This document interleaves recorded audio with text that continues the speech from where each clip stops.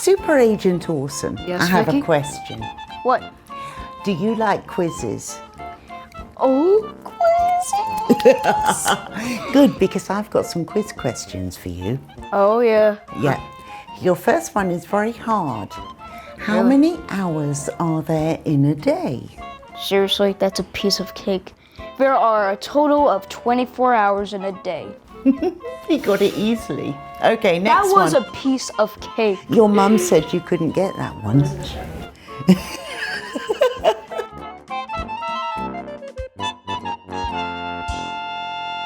Hi, I'm Vicky and I'm British. And I'm Jay, and I'm American. And there are some differences in how we pronounce numbers. Curious differences. Yeah, you just heard one difference from Super Agent Awesome. Super Agent Awesome is American. How many hours are there in a day? Seriously, that's a piece of cake. There are a total of 24 hours in a day. You got it easily.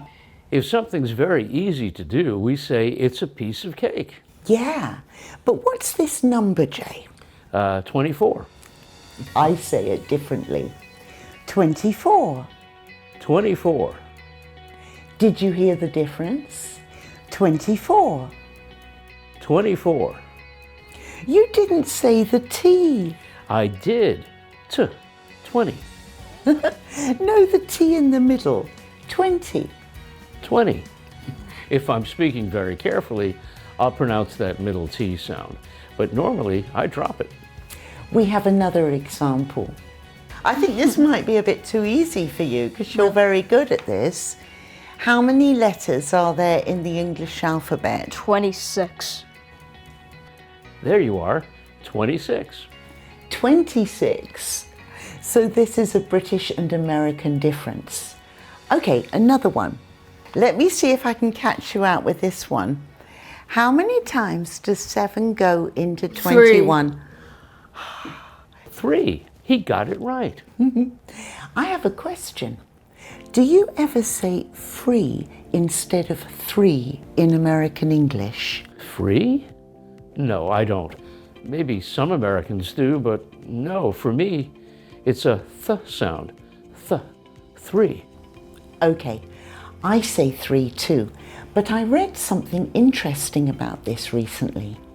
When I was growing up, we lived just north of London, and a lot of people there said free instead of 3. But if I said that at home, my mother complained. She said it's not proper English. But of course, languages change. And in some recent studies, linguists have found a lot of people in England are saying free instead of 3 now. It's spread out from London. So do most people say free in England? Not most, but a large number. It's good news if you find the f sound hard to say. If you say free instead, we'll probably understand you. Next question. Are you ready for the next one? Yes, Vicky, I'm so ready. How many days are there in March? Put on the Jeopardy music. Dun, dun, dun, dun, dun, dun, dun. Oh, I got the answer. 31. He's right again. 31. Or as I say, 31. There's a difference again. 31. 31, 32. 32, 33. 33, So you're saying a clear T in the middle. 33. If you're a Cockney from London, you might say 33. You mean 33? No, 33. So the f becomes f, and with the T sound, there's a glottal stop. So you stop the T in your throat. 30, 33. But that's not what you're doing. No, I'm saying 30. The T there is like a D in American English. Linguists often call it a flap T. If something flaps, it moves up and down or side to side very fast. The wings of a bird flap. A flag can flap in the wind. It's a very fast movement. Your tongue has to move fast too to make that sound. 30, 31, 32, 33. There are different symbols for this sound, but many dictionaries write it as a T because T and D belong to the same family of sounds. Really? Yes, our mouth position is the same, but we add voice to make a D. T, D. There's vibration here for D. T, D. Oh, yes. Okay, I have another question for you. What is it, Vicky? This is an addition question. 50 plus 10 equals... 60. He's very good. I'd say 50 and 60. 50 and 60. So Americans generally say this flat T in tens numbers. 30, 40, 50, 60, 70, 80, 90.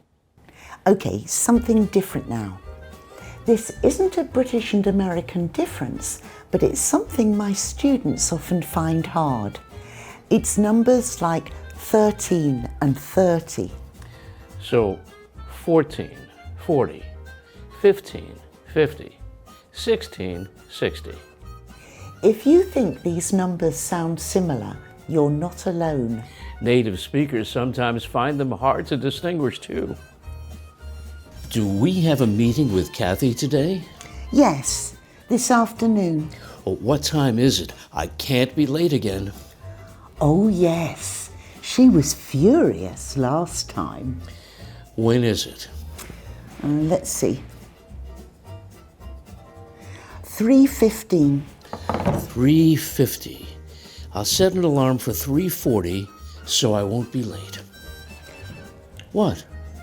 Oh, nothing. See you there. See you there. I'm going to arrive late now. You set me up again. Yes, I didn't correct you. To set someone up is a phrasal verb, and it means to trick them. You might make it appear that they've done something wrong when they haven't. Yeah, you're going to get into trouble when you're late again. 3:15, 3:50. They sound very similar.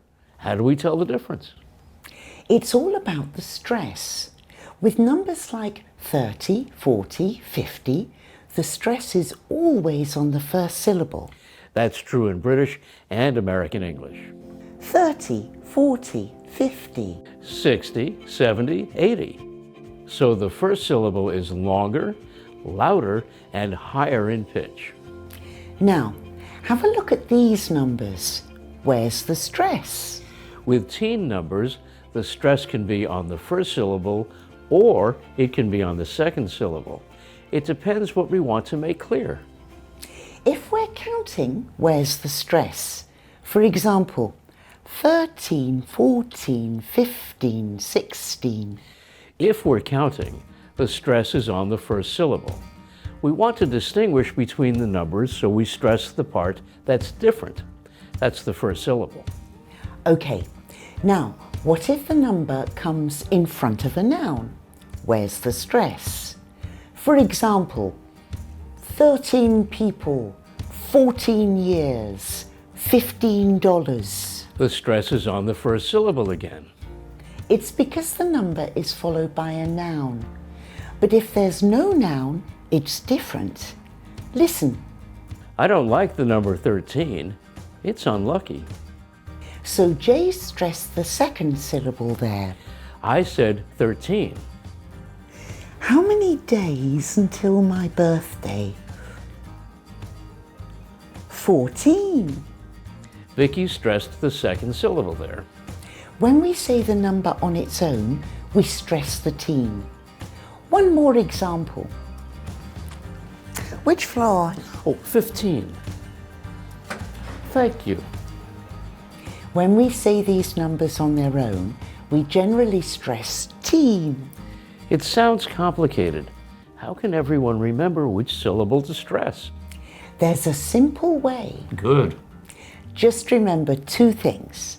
First one, in numbers like 30, 40, 50, 60, the stress is always on the first syllable. That's easy. And the second thing, if you think confusion is a possibility, put the stress on teen in the teen numbers. 13, 14, 15, 16. And that's how English speakers avoid confusion. I filled your car with gas. Oh, thank you. How much do I owe you? $60. Okay. 10, 15, 16. Thanks. I said $60. Oh, I thought you said $16.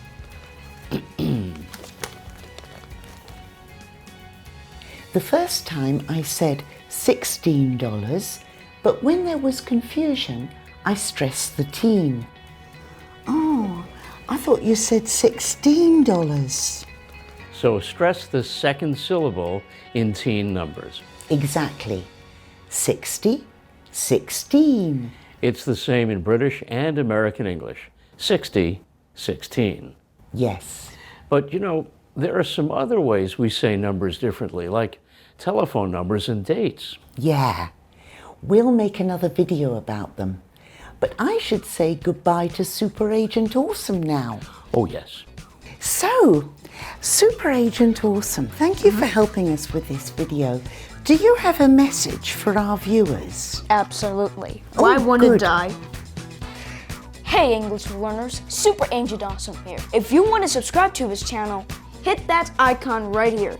And if you see the bell icon next to the subscribe button, you can get notified. And what notify means is on your YouTube account, you can get notified every time Jay and Vicky has released a video. And you can watch it very early. Heck, you can be the first one here. So, that's my special announcement, and it's over.